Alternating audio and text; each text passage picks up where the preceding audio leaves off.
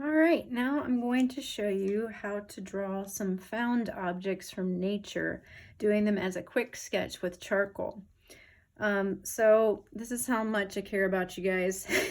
My allergies are going crazy right now because of the time of year that it is in the fall. These are some of the things I'm just gonna show you guys. I found on my walk yesterday. Oh my goodness, they are driving my allergies crazy. I forget. I love how beautiful they look, but I forget they drive my allergies nuts. But I did find like this really cool milkweed pod. If any, and could be kind of fun to see things that you sketch that you find in nature that are specific to your area, to your state, or wherever you live. I love to see what kinds of things that you find outside where you are. So we have milkweed pods. I had these in Ohio too. I'm in Colorado, but we still have them out here. These are leaves from a cottonwood tree. Cottonwood trees are really big out here, along with aspens, but they have like this stuff that looks like milkweed fluff that comes, I don't know where it comes from in the tree, but like it blows everywhere around this time of year, and often looks like snow piled up. It's so crazy. So what I want to talk about too, again, when we're drawing from real life objects, we don't want to trace the object. So this is a no-no. I'm not going to take my charcoal and trace it onto my paper and say, okay, there's my sketch. No, that is not, that's not observation drawing. Observation drawing is observing. We also don't want to take what we know in our mind of something and try to translate that to paper. For example, a lot of times when people say, okay, I'm going to go outside and draw the tree, maybe we do what we know from our mind, and we're like, okay, tree has a trunk and tree has leaves. So do. But I guarantee that if you ever went outside and saw a tree like this, you'd be like really freaked out. So, this is a tree. This is a tree. Look at all the textures on this piece of wood. This was like a fallen log that I found, and it had like fragments of it. So I just grabbed a few pieces of those. So I'm gonna flip these things over, and I'm gonna choose one of my items to draw, maybe a couple. But I don't even know what you call this, like a kind of, we call them like burrs where I grew up in Ohio, but it's some sort of thistle, I'm pretty sure. But it has a really cool shape. So I encourage you to look for items that have like some really funky, cool shapes, and maybe even like set it directly onto your paper to help you go back and forth to look at it. So I'm going to again start like as I did before in figuring out what shape this is. So I have like I'm just going to create the area with my charcoal. I'm working really light. So again, I'm not going to hold my charcoal. And again, I'm not saying that you have to do this in charcoal. You can use pencil, you can use pen, but I'm just demonstrating how to use charcoal for sketches. Do not hold it as you would a writing utensil. You are going to kind of like, I don't know, like when you're doing shadow puppets, you're going to pinch it like this. Your fingers are going to go under like that, and your index finger is still going to somewhat guide it. It's on top. And so I'm going to grasp my charcoal, and I'm going to figure out the general area where this is going to be. So this is just a rough shape of how I want this. Does not look like that, does it? And I can tell that the top of the bird, and you don't want to move it once you are starting to draw, because then the angle gets all screwed up. So it goes a little bit higher. I can tell that. So and this is, you could use a ruler if you would like. So I'm going to say, okay, so the top of this is about 2.5 inches, and this part is about 3. So I'm going to make sure that whatever how big I'm making this here, this is going to be about a little bit more. We don't have to do it exactly in inches, but take a look at the size that you're making it. So I could even use my charcoal. So there's 1, and there's 2, and I said it was 2.5, so I might want to make the top of it a little bit more, and then make this 1. Put it down here, 2, and go farther down here to be 3. Okay, so maybe this is how big the stem is going to be, and up here will be the tip top, and just rough in the shape lightly. You don't want to be too specific. How wide is this? Ah! Okay, gotta get this back on my paper again. So compare it to the rest of this. So this is one of those, and this is one of those. So I will do that on here. And again, this, I'm working with a small object. With if you're using a large object to draw from, like say I was doing this log that I have up here, I'm going to like perhaps cut that. You have to do some math. So I would say, okay, well, I don't know, let's guesstimate here. It's bigger than a foot, so I might cut all my measurements in halves or in thirds, something like that. And just do your best, especially in sketches. All right, so I've got a general area on how this feels in my first impressions. Again, the proportions might be a little bit off, but I'm roughing it in as to where I want my object to be.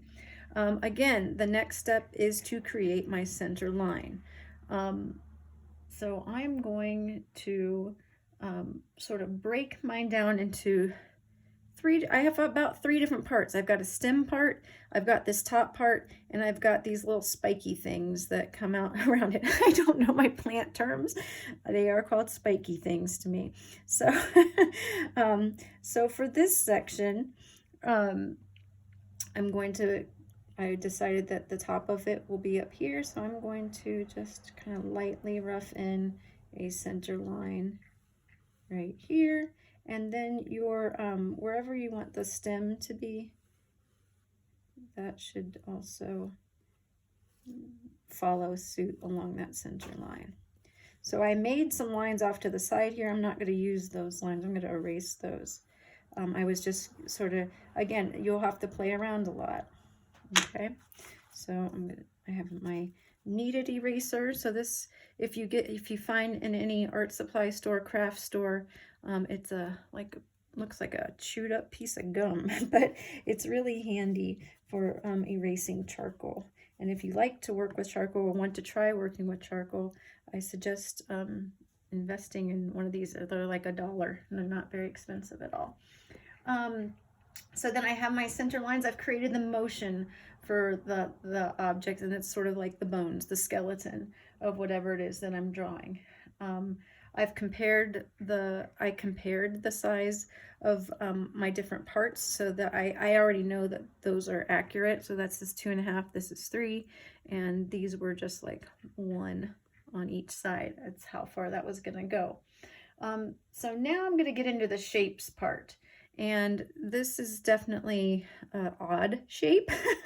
So I'm just going to sort of rough in, like, what type of shape is this? The spikes definitely make it a little bit bizarre, but it's kind of ovalish with a flat bottom. It's some like gumdrop shaped almost.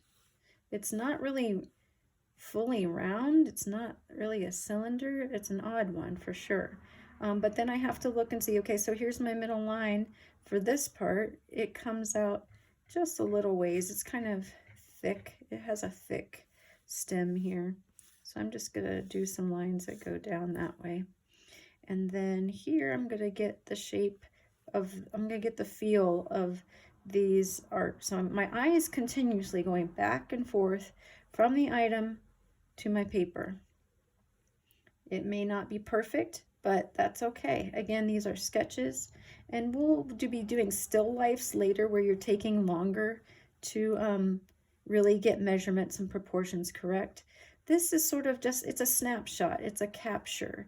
And so we're not going to worry too much about specifics here, but you'd be surprised at how much your eye can really pick up on.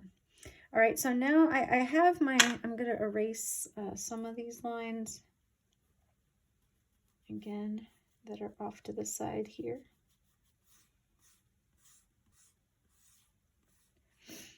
I've got the basic shapes. I've got the measurements. You expand it and you shrink it in as needed.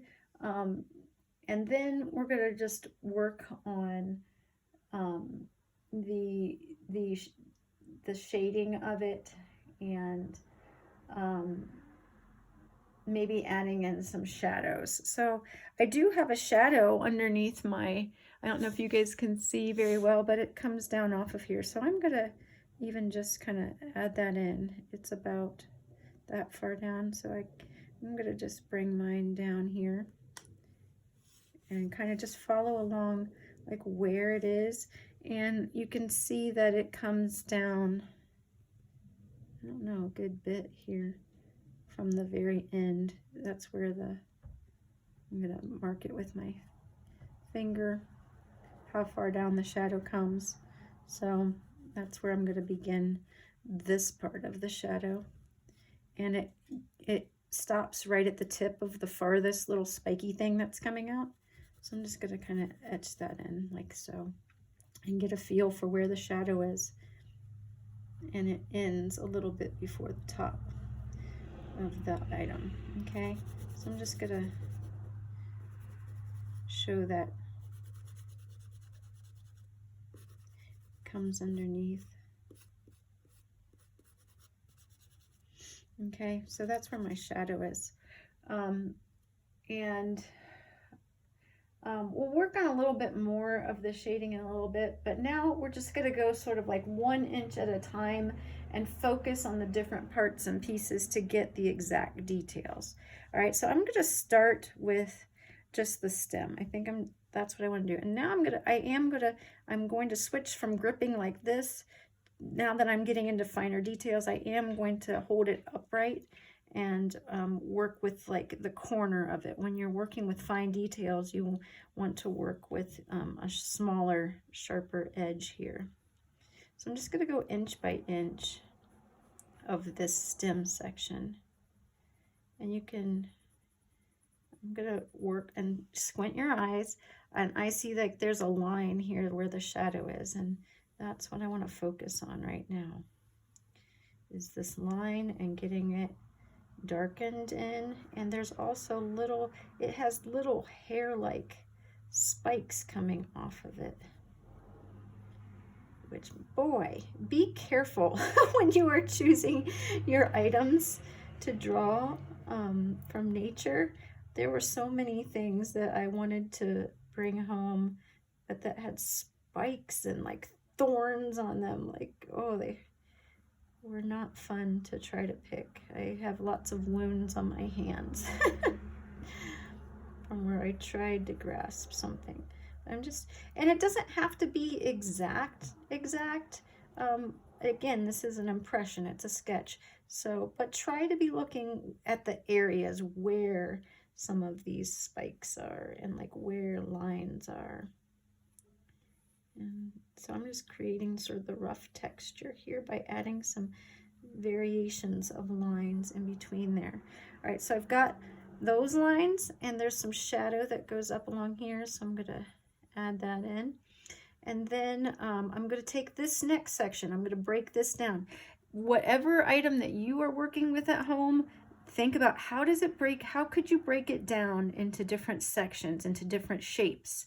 Here I have this long shape, I've got the spiky shape, and then I've got this really thick, sort of ovalish, sort of rectangular, just long, really 3D shape going on here. So break your item down into sections. Okay, so now this is coming down in sort of a, like a, I want to get the arc right on it. And so I'm going to kind of take my hand and kind of get a feel for what it looks like there. And I'm going to make that go out. And again, just go over these lines and make them darker. And these aren't really dark, even though I'm making them dark, but you'll see what I'm going to do in just a moment with those. And then there's this really long one that it comes up pretty far. So I'm going to move that line to go up and down. And kind of shade it in a little bit because you can see there's color at the bottom of it. I'm not worried. You can always like take your finger and smudge away any errors that you make. We're not worried about perfection here. Just capturing the essence of what it is that we see. Okay, so there's this section. I've got that down. I'm going to take my kneaded eraser and come in, and you want to, if you have an area that on your eraser that is like really covered in charcoal, the fun part about it is it's like silly putty if you've ever played with that before. You just stretch it out and get it cleaned up again. Okay, so I'm gonna take a clean section now and try to get that away. This one doesn't want to, this charcoal is not the best quality. So I'm going to then figure out on here where is, I'm just going to kind of get a feel for the texture now. And you can see this is not like a perfect line coming down. It's like very much spikes along the edge. So I'm just going to do a really rough texture outline. Lots of lines, and bring it down. I'm trying to figure how far does it come out? Like right about here, actually. So I made it come out a little too far. That's okay. We'll just smudge that away. So now I'm going to go follow the direction of the lines. We're going to talk all about lines in class next week, and you will start seeing things in lines and shapes as you learn about the elements. So there are like all kinds of little angular lines. Get the feel for which way they're going. There are like a gazillion. There's just rows of these angular lines, and they're all going in the same direction. So cool. I love just the artistry of nature. Everything is just designed so artistically. These lines are kind of going out this way, so I'm changing and adding in spikes that go a different direction over here.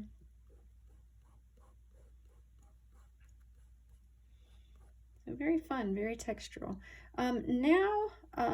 So this kind of, you can see how this section that I've drawn, this bottom part, kind of blends in with this, and over here it doesn't. So I really want to make this pop a little bit more. So I'm going to first make some darker like lines around it, not necessarily darken an edge, but just kind of darken what's around it to make it pop. And then I'm going to come in where I made my line, and I'm going to knead it. If you want to go small, the cool thing about this is you can just twist it and go really small to where you want to add some highlights. So I want to highlight that area to be bright like this. And one way to do it is darken the area around it. The other is to use your eraser.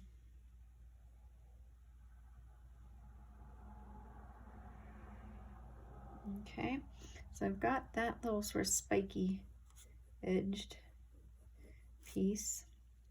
And you can also use paper towel. You can use, if you have a blending stick, you can use that. I'm going to show you with the paper towel though, how you can just kind of, just really light, create a sort of shadow there.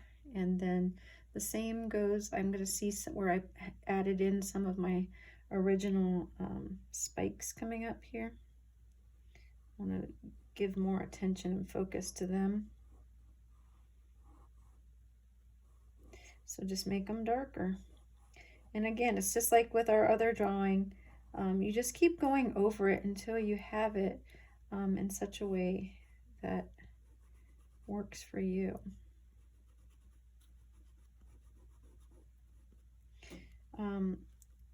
So now I like to smudge.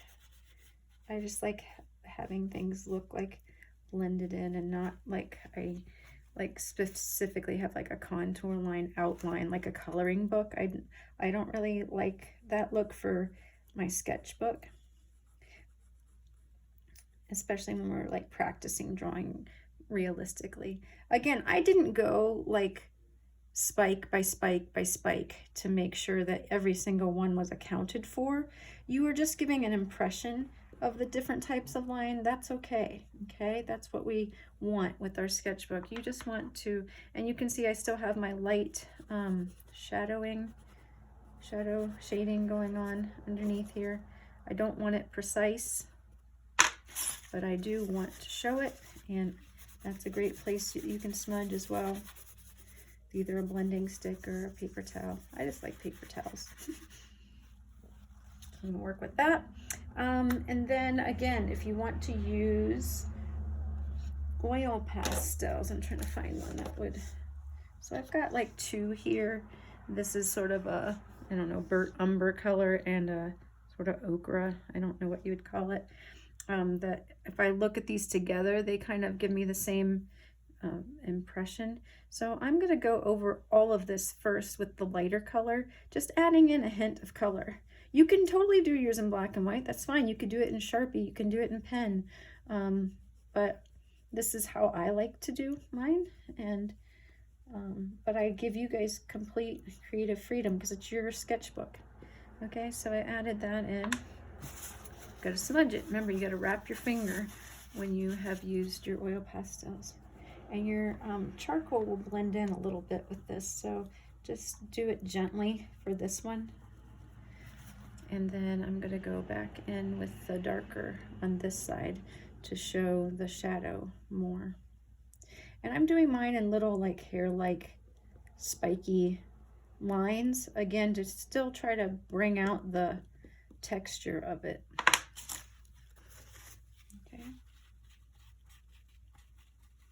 Maybe you don't want to blend yours in, and that's okay too. This is totally your creation.